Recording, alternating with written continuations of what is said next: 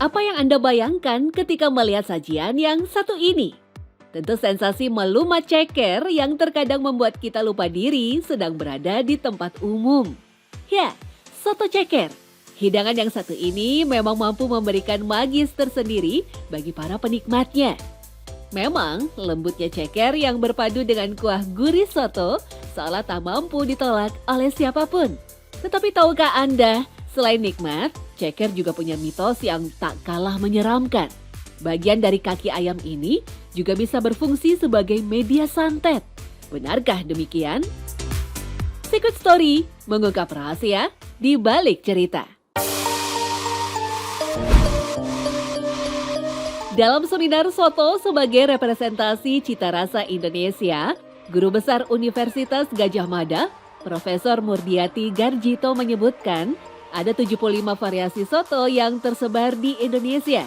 Dari jumlah tersebut, 61 jenis soto atau 81% berada di Pulau Jawa dan Madura. Sisanya tersebar di Sumatera, Nusa Tenggara Barat, Sulawesi, dan Kalimantan. Biasanya penamaan soto akan diikuti dengan daerahnya. Sebut saja soto Madura, soto Banjar, soto Bandung, soto Betawi, soto Kudus, soto Padang, soto Surabaya, dan Lamongan. Sementara itu, hampir semua pakar kuliner sepakat bahwa soto sendiri sejarahnya berasal dari etnis Tionghoa.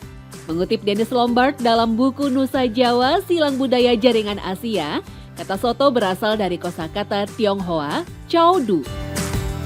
Chow bermakna rumput yang menyatakan penggunaan rempah-rempah. Sementara kata du merujuk pada perut atau jeroan babat yang digunakan dalam masakan tersebut. Dalam bahasa Hokkien, Chow Du berbunyi Chow To. Seiring berjalannya waktu, pelafalannya menjadi soto. Penyerapan kata ini diperkirakan mulai berkembang di Semarang pada abad ke-19.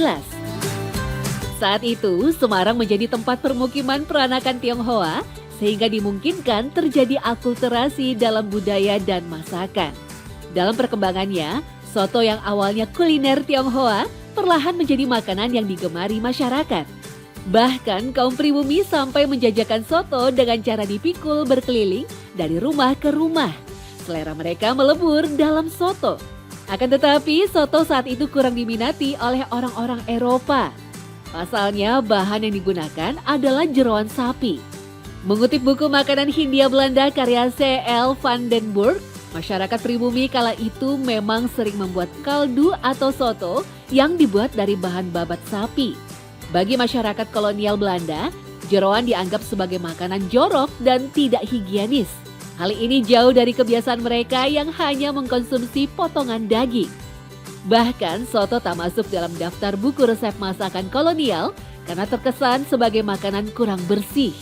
Kesan tersebut perlahan dihilangkan dengan modifikasi dari soto jeroan sapi menjadi soto daging ayam. Soto berbahan ayam pun menjadi lebih populer dan dapat diterima oleh lidah mereka.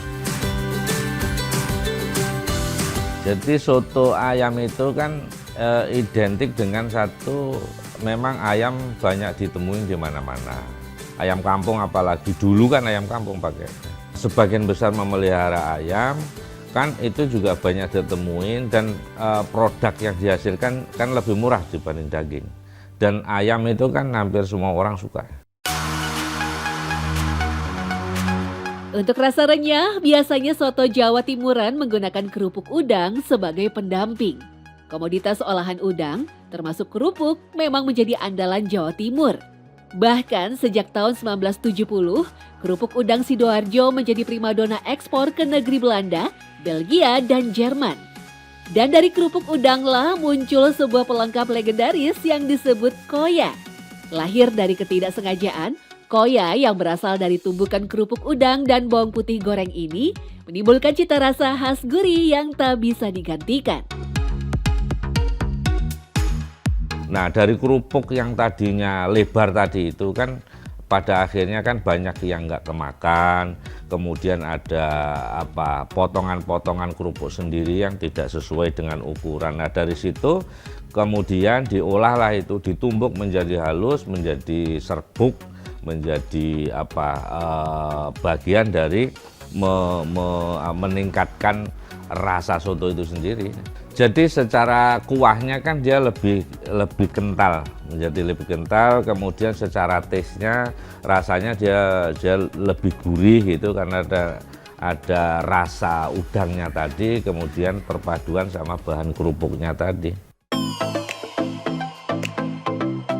Sementara itu, melimpahnya bahan pembuat kaldu membuat para penjual soto pun merasa sayang untuk membuang bagian ayam tersebut. Selain jeroan ati ampela, kepala, sayap ujung, sampai ceker pun akhirnya mulai disajikan. Bahkan soto ceker kini menjadi salah satu menu utama di sebagian besar warung soto. Kayaknya penuh tantangan ya kalau ceker itu ya, jadi digigitnya itu banyak tulang-tulangnya yang penuh dengan tantangan yang harus dirasakan. Dari itulah, ngeregot-ngeregotin itunya enak. Lebih teksturnya tuh beda dari yang lain. Kalau ceker kan ada sensasi gimana gitu. Kalau dari sisi menambah rasanya tidak, tapi sensasinya pasti. Ceker itu kan banyak orang yang suka dan banyak juga orang yang tidak suka. Tapi kalau itu diproses secara masaknya bagus, itu kan dipresto dulu supaya tulang-tulangnya si ceker tadi itu menjadi halus, menjadi lunak, sehingga itu varian-varian kalau dibumbuin dengan yang benar kan meningkatkan rasa dari soto itu sendiri. Yang terutama memang kenikmatan, sensasi, cara makannya itu sebenarnya itu. Meski populer di Nusantara, olahan ceker ayam justru dipandang aneh dan tidak wajar oleh bangsa Eropa.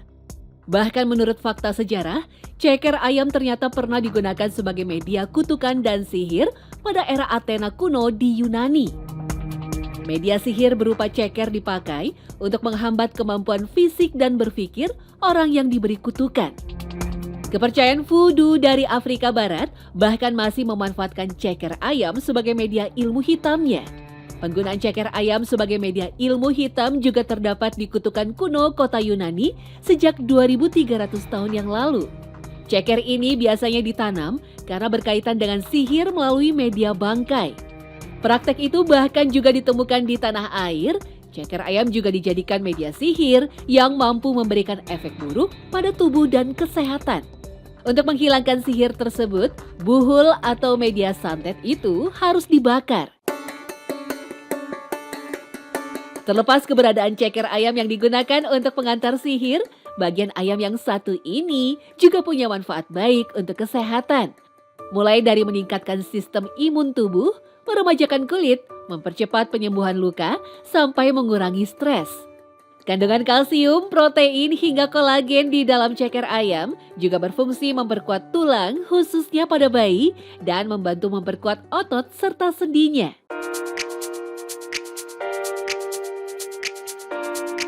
Dari ceker ayam hingga daging berkualitas mahal, Indonesia memang punya cita rasa soto yang berbeda-beda.